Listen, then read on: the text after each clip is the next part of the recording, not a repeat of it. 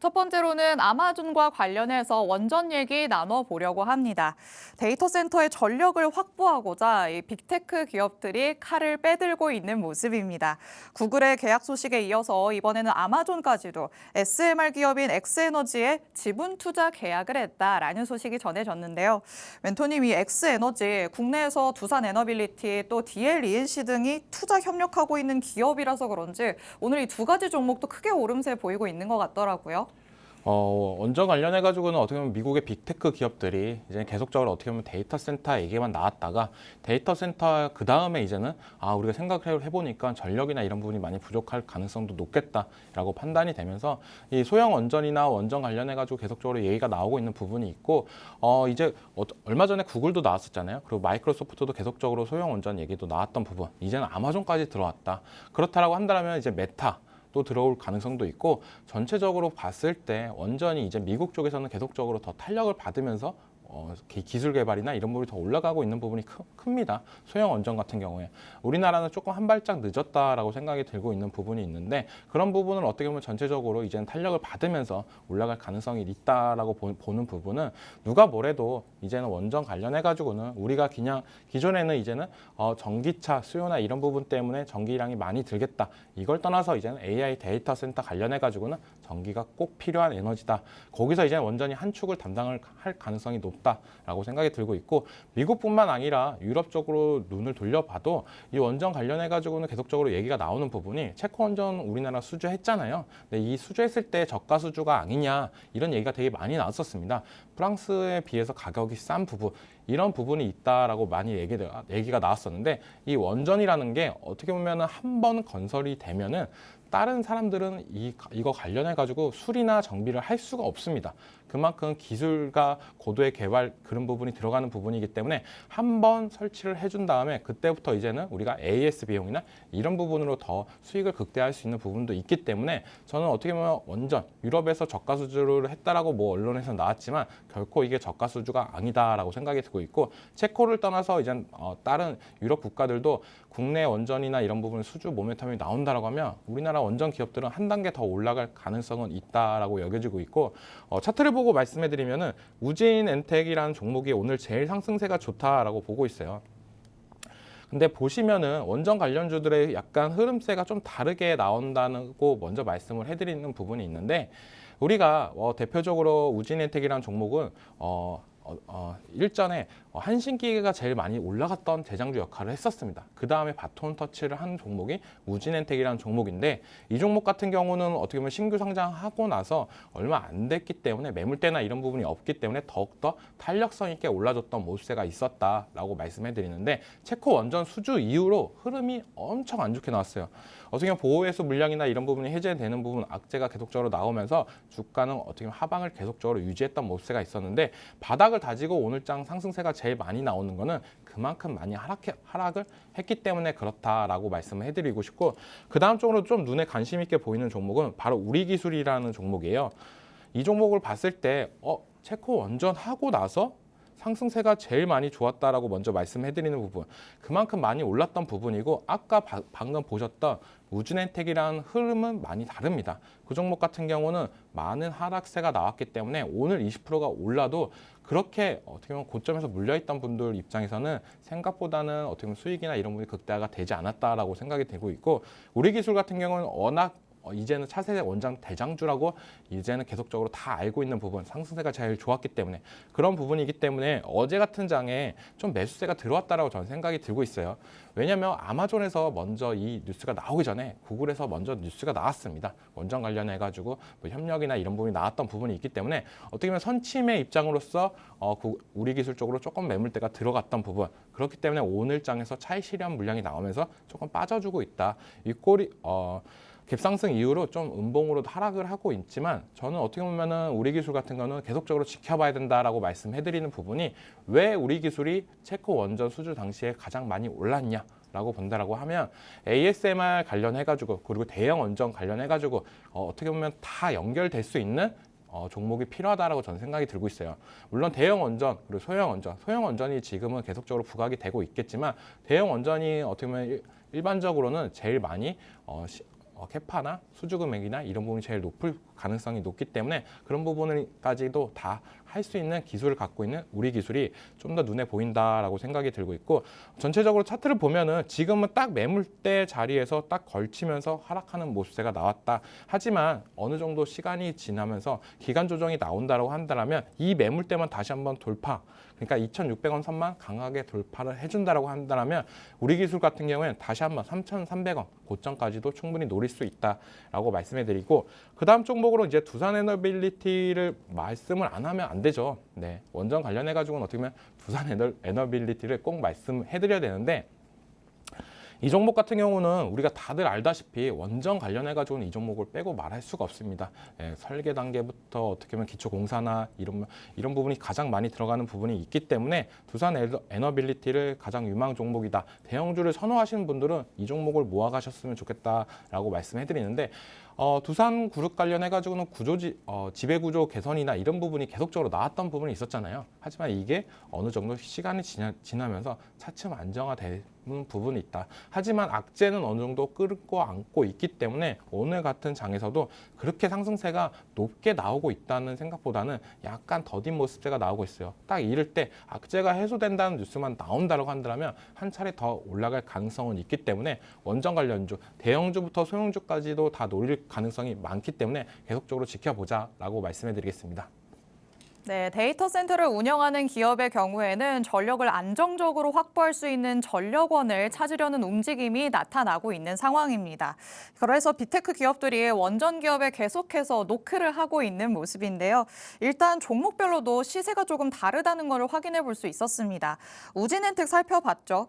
계속해서 체코 원전 수주 이후에는 하락하는 모습을 오히려 보여줬습니다. 하지만 하락을 했었기 때문에 오늘 장에서는 힘있게 반등을 해주는 모습이 나타났고요. 이와 반대의 흐름을 보여준다라고 하시면서도 우리 기술도 짚어주셨습니다. 체코 원전 수주 소식에는 오름세를 보였었기 때문에 이미 고점에서 많이 내려와 있는 상황이죠. 고점에서 진입을 하신 분들이라면 오히려 손실을 키우고 있으시는 분들도 있으실 것 같습니다. 그런데 소형 원전이 지금 장에서 주목을 받고는 있지만 결국에는 이런 캐파적인 측면에서 봤을 땐 향후 전망, 대형 원전이 조금 더 괜찮을 것이다라고도 말씀을 해주셨습니다. 두산 에너빌리티 빼놓을 수 없는 종목인데 오늘 장에서도 시세가 분출되긴 했지만 아직까지는 악재를 품고 있는 상황입니다. 그렇기 때문에 힘이 조금 약해서 밀린다라고도 얘기를 할 수 있겠는데요. 조금 더 지켜보면서 모아가는 전략은 괜찮을 것이다 라고 또 의견 주셨으니까 참고를 해보시기 바랍니다. 멘토님, 그런데 오늘 이렇게 크게 오르는 종목도 있고 일단 갭을 띄워서 상승한 종목들이 굉장히 많잖아요. 네. 그런 종목을 그냥 놓아주고 시세가 좀 다른 데서 나오는 종목을 노려봐야 되는 건지, 아니면 이미 올라가 있는 종목에서 재진입 타점을 노려봐야 되는 건지 궁금하거든요. 네, 원전 관련해 가지고 지금 어떻게 보면 갭등 종목이 들어가기가 부담스럽다라고 네. 하시는 분들도 되게 많을 거예요. 근데 우리가 이렇게 생각을 할 수가 있습니다. 원전이 건설이 돼요. 그러면 그 원전에서 우리가 사용할 수 있는 때까지 전기를 끌고 와야 됩니다. 그럼 어떤 종목이 딱 눈에 띄냐? 바로 변압기 관련 종목들이 눈에 띈다라고 말씀을 해드리고 싶어요. 지금 오늘 장 같은 경우에 어떻게 보면 효성중공업이 좀 강세를 보이고 있고, HD 현대일렉트릭 그리고 LS 일렉트릭 이런 종목들도 어느 정도 하락세를 멈추면서 올라갈 준비를 하고 있다라고 생각이 들고 있는데, LS 일렉트릭 같은 경우에 3분기 실적이 좀 저조할 것 같다라고 하면서 3사가 동반적으로 하락된 모습세가 나왔어요. 항상 어떻게 보면 이번 연도에서 전력기기 삼형제를 얘기할 때 LS 일렉트릭이 조금 미운 오리 새끼가 아닌가라는 생각이 들고 있는 부분이, 변압기 관련해 가지고는 매출이 많이 저조한 부분이 있습니다. 지금 배전에서 어떻게 보면 송전 쪽으로 넘어가야 그때부터 LS 일렉트릭이 매출이 더욱더 가파르게 올라갈 가능성 있다라고 생각하는데, 이번 연도에는 조금 그 부담이 느껴진다라고 생각이 들고 있고, 내년부터는 조금 LS 일렉트릭도 달라지는 모습세가 나올 가능성이 높다. 그렇다라고 한다면 우리가 지금 봐야 되는 종목은 효성중공업과 HD 현대일렉트릭 이 두 종목을 좀 봤으면 좋겠다라고 말씀해드리고 싶고, 이 종목 같은 경우는 왜 봐야 되냐면 만능이다라고 저는 말씀을 해드리고 싶어요. 항상 전력기기 관련 섹터를 얘기할 때 만능인 종목이다 라고 하는 부분이, AI 반도체 관련해 가지고 데이터 센터가 수요가 많이 늘어나면 늘어날수록 전기량은 많이 들어간다. 그렇게 본다라고 하면 신재생 에너지, 원전, 에너지 관련 섹터들이 눈이 부시게 올라갈 가능성이 있는데 거기서 꼭 필수적으로 들어가야 되는 부분은 변압기, 전력기기 이쪽이다라고 말씀해드리고 싶고 그리고 미국 같은 경우에는 워낙 노후화된 전력기기가 많기 때문에 이거를 교체 사이클 주기 즉 슈퍼 사이클이 도래했다라고 얘기하잖아요. 그만큼 이 전력기기 섹터가 어떻게 본다면 원전이 올라가고 있을 때 이쪽을 눈여겨보는 관점도 괜찮지 않나라고 말씀해드리겠습니다. 네, 오늘 원전 관련주들이 갭을 띄워서 상승한 종목들이 꽤 있기 때문에 이런 상승이 조금 부담스럽다고 느끼시는 분들도 있으셨을 것 같습니다. 이런 분들을 위해서 그렇다면 변압기 쪽으로 조금 시선을 돌려서 관련된 사업을 진행하고 있는 종목들을 보는 것도 괜찮을 것이라는 의견을 주셨는데요. 콕 집어서는 효성중공업과 HD 현대일렉트릭 말씀을 해주셨죠. 이런 두 가지의 관련주들 앞으로의 향후 전략까지도 다 체크를 해주실 예정이니까 향후 전략이 궁금하신 분들은 팍스통신망 안으로 들어오시면 됩니다. 하단에 QR코드가 계속해서 나가고 있는데요. 이 QR코드 스캔해서 들어오시면 우리 이종우 멘토님의 앞으로의 전략들 다 받아가실 수 있습니다. QR코드 저희 방송 끝나는 50분까지만 열려 있으니까 서둘러서 스캔해서 들어오시기 바랍니다. 자, 그럼 저희는 두 번째 이슈로 넘어가 보도록 하겠습니다. ASML의 충격을 딛고 TSMC 실적을 대기하고 있다라는 얘기 한번 나눠보겠습니다. 어제 방송에서 그래도 ASML의 이 실적 쇼크는 일종의 해프닝으로 보셔라 이런 얘기를 하기도 했었습니다. 다행히 미국에서도 반도체주들이 대체로 반등하는 모습이었고요. 오늘 장 안에서 상대적으로 조금 약하기는 하지만 그래도 반도체 관련주들 크게 밀리지는 않는 모습입니다.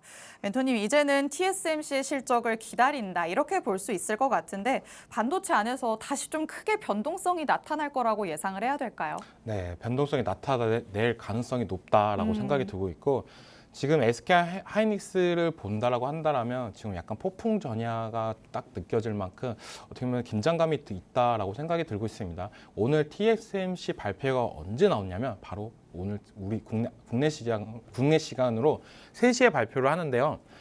이 3시에 발표한다는 게 저는 참 의미가 있다고 생각이 들고 있어요. 그럼 우리가 매매할 시간은 30분밖에 없습니다. 만약에 좋게 나온다고 하면 갑자기 매수세가 확 들어오면서 급등세가 연출되면서 끝날 가능성도 있고 안 좋게 나온다면 과매도가 엄청나게 나올 가능성도 있어요. 근데 ASML 같은 경우는 아까도 얘기했다시피 실적이나 이런 부분이 이렇게 안 나오게 나올 가능성은 있다라고 말씀해드렸고 TSMC 같은 경우는 어떻게 보면 우리가 유추를 해볼 수 있는 부분이 그래도 좋게 나올 가능성은 더 높다라고 생각하는 부분이 큽니다. 왜냐하면 엔비디아에서도 블랙일 관련해 가지고 이제 우리 완판을 했다라고 이렇게 자신감 있게 한다는 거는 그 완판이라는 기준이 1년치를 다 했다라고 볼 수가 있습니다. 그렇다라고 본다면 블랙일 다음엔 블랙일 울트라입니다. 그것까지도 이제는 엔비디아는 어떻게 보면 기술 개발이나 시간을 더 확보를 했다라고 생각이 들고 있고 그거에 따라서 TSMC도 어떻게 보면 바쁘게 움직이고 있기 때문에 실적은 좋게 나올 가능성은 있다라고 여겨지는데 우리가 그래도 리스크 관리 차원에서 봐야 되는 건 어떤 거냐라고 본다면 만약에 TSMC까지도 안 나왔어. 그러면은 진짜 반도체 겨울론 그리고 AI 거품론 이런 부분이 또 계속적으로 슬금슬금 나오면서 다시 한번 우리를 불안에 떨게 만들 가능성은 있다라고 생각하는 만큼 조금 보고 들어가는 전략이 더 맞지 않나라고 생각하는데 저는 그래도 SK 하이닉스를 정말 사고 싶다라고 한다면 반도체 관련주를 사고 싶다라고 한다면 SK 하이닉스 아니면 이스페타시스를 노리자라고 말씀을 해드리고 싶어요. SK 하이닉스 같은 경우는 어떻게 보면은 가장 많은 어떻게 보면 경쟁사가 있다라고 생각이 들고 있습니다. 숨겨진 경쟁사 바로 삼성전자죠. 아직까지 엔비디아, 퀄테스트나 이런 부분은 미지근하게 가고 있겠지만 그런 부분에 있어서 조금 어떻게 보면 삼성전자가 한다라고 하면 자기네 실적이나 이런 부분이 우려가 될 수 있는 부분은 있습니다. 하지만 이스페타시스 같은 경우에 MLB 기판 관련해 가지고는 경쟁사가 없을 정도로 제일 최선호주다라고 말씀을 해드리고 싶어요. 그렇기 때문에 우리가 어떻게 보면은 지금 시장에서 SK 하이닉스만 바라보는 걸 떠나서 이스페타시스를 좀 더 바라보는 관점도 좋다라고 말씀해드리고 싶고 이스페타시스를 또 봐야 되는 이유는 이 회사 같은 경우는 요즘 반도체 관련해가지고 안 좋다 얘기가 나왔습니다. 뭐 겨울론이다 뭐 이랬는데 난 그런 거 다 신경 안 쓴다. 우린 태국의 기판 관련해가지고 거점을 한번 만들어 보겠다라고 강하게 얘기를 하듯이 태국 기업과 이 어떻게 보면 PCB 기판 관련해가지고 업무 체결이나 이런 부분에 했던 부분이 좀 더 시장의 기대감을 만들어준다라고 생각이 들 만큼 차트나 이런 부분이 좀 더 보여지고 있다라고 생각이 들고 있어요. 하지만 아까 SK하이닉스 그리고 이스페타시스 차트를 봐도 다들 보이는 부분은 딱 매물대 밑에서 딱 있다. 지금이 제일 중요한 시점이고 오늘 3시에 나오는 TSMC 실적에 관련해가지고 이걸 강하게 돌파하냐 아니면은 강하게 올랐다가 급락하냐 이런 부분이 보실 수 있다라고 말씀해드리겠습니다. 네, 오늘 장중에 오후 3시에 TSMC의 실적이 발표될 예정입니다. 3시에 알람을 맞춰놔야 되나라고 생각하시는 분들도 많으실 것 같은데요. 즉각적으로 보고 대응할 수 있는 시간이 30분밖에 되지 않기 때문에 어떻게 전략을 세워야 될까 고민하시는 분들도 많았을 것 같습니다. 하지만 우선적으로 TSMC가 좋은 실적을 낼 가능성이 높다 이런 의견들이 계속해서 나오고 있죠. 그렇기 때문에 이렇게 시장의 반응이 좀 긍정적인 부분으로 흘러간다면 SK하이닉스뿐만 아니라 이수페타시스까지도 한번 눈여겨보는 것도 좋겠다라고 의견을 주셨습니다.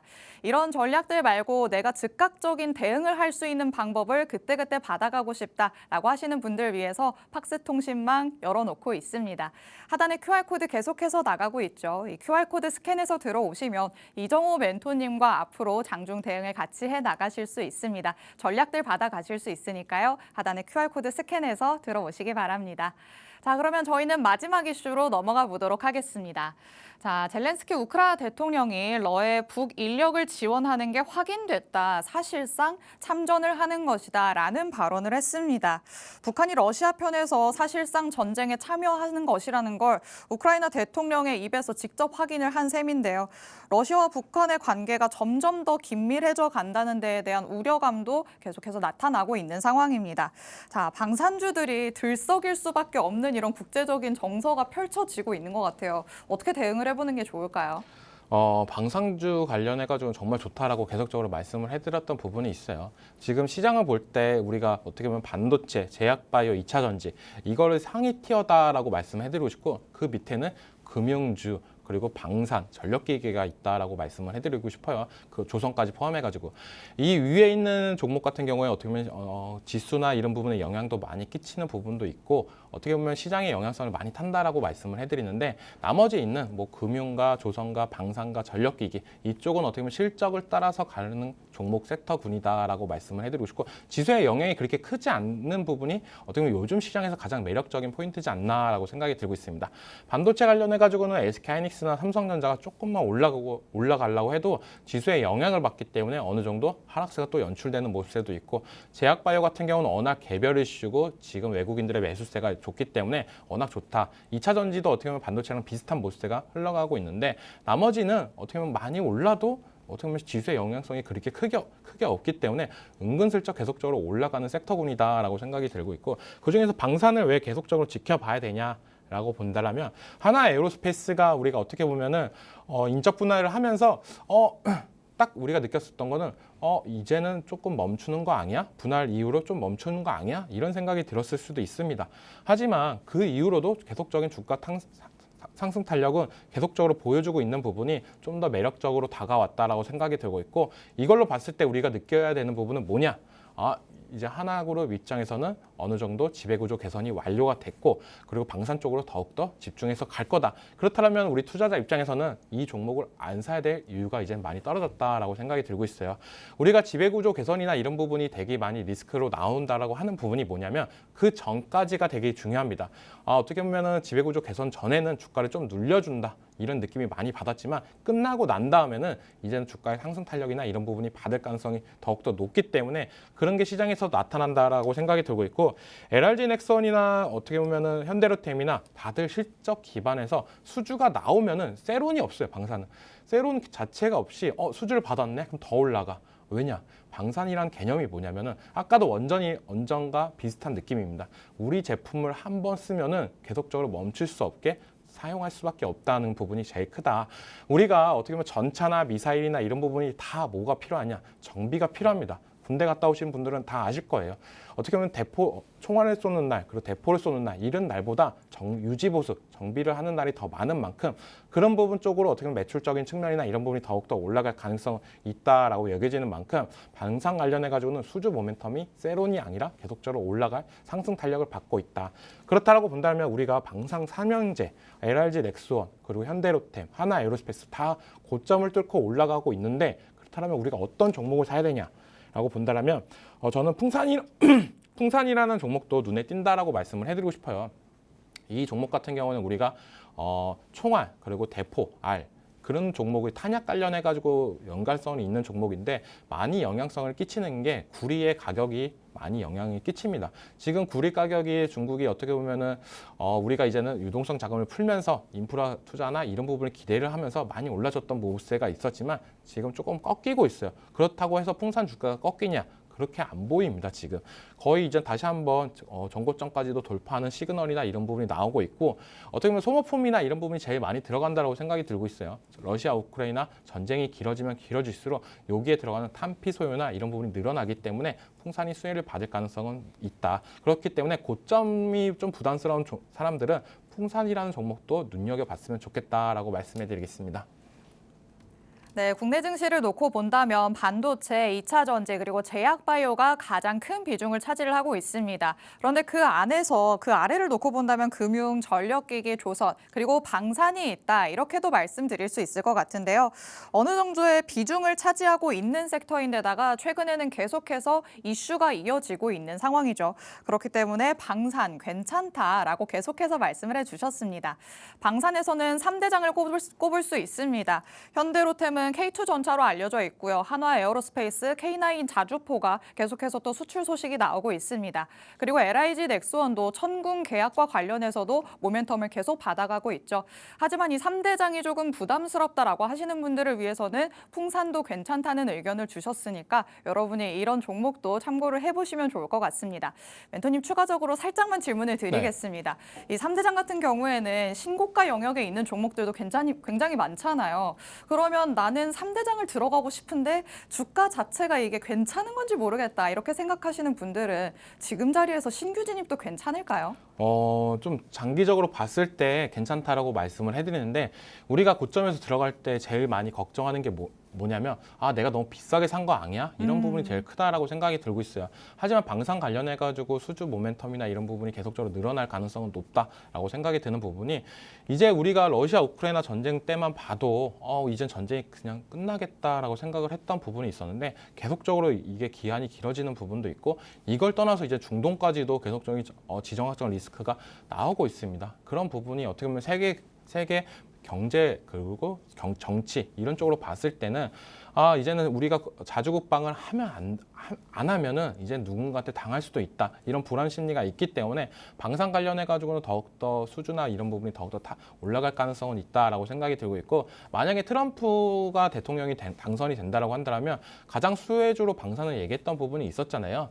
그만큼 국방비나 이런 부분이 우리나라 쪽으로 간접적으로 수혜를 볼 가능성이 있기 때문에 저는 어떻게 보면 방산 고점이지만 들어가도 괜찮다라고 말씀해드리고 싶고 진짜 많이 부담스러운 분들은 어떻게 보면 중소형주 중에도 괜찮은 종목이 있는데 코츠테크놀로지라는 종목이 있습니다. 이 종목 같은 경우는 어떻게 보면은 우리가 흔히 알고 있는 방산 관련 컴퓨터를 만든다라고 보시면 돼요. 거기 안에 제어나 이런 부분을 할 수 있는 부분을 하고 있는데 그런 부분이 왜 하냐? 우리가 미사일이나 이런 부분 컨트롤하기 위해서는 어떻게 보면 많은 기술이 필요합니다. 전자적 기술이 그런 부분에 있어서 코츠 테크놀로지가 LRG 넥선이 어떻게 보면 천궁이 계속적으로 팔리면 팔릴수록 코츠 테크놀로지도 수혜를 볼 가능성이 있기 때문에 저는 어떻게 보면은 방산 3대장이 무섭다라고 한다면 거기에 수혜를 받을 수 있는 코츠 테크놀로지가 들어가도 괜찮지 않을까라고 말씀해드리겠습니다.